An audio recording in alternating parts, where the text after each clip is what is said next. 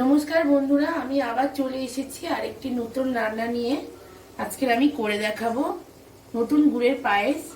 তার জন্য আমি প্রথমেই কড়াই প্রায় 2 লিটারের মতন দুধ দিয়েছি। এটা ভালো করে জাল হচ্ছে। এখানে আছে 50 গ্রামের একটু বেশি চাল। এটা আমি ভালো করে জলে পরিষ্কার করে ধুয়ে রেখেছি।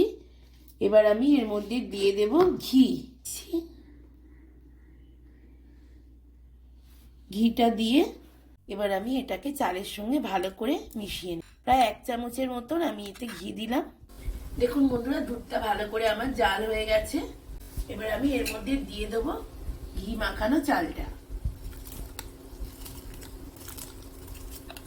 এবার এটাকে ভালো করে দুধের মধ্যে মিশিয়ে নেব যতক্ষণ না চালগুলো সিদ্ধ হয়। দেখুন বন্ধুরা, চালটা আমার সিদ্ধ হয়ে গেছে।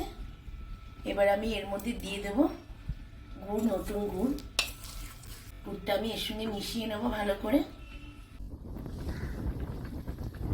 দেখুন বন্ধুরা, আমার পায়েস পুরো তৈরি হয়ে গেছে।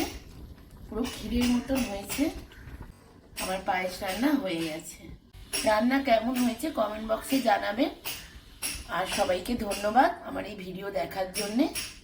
নমস্কার।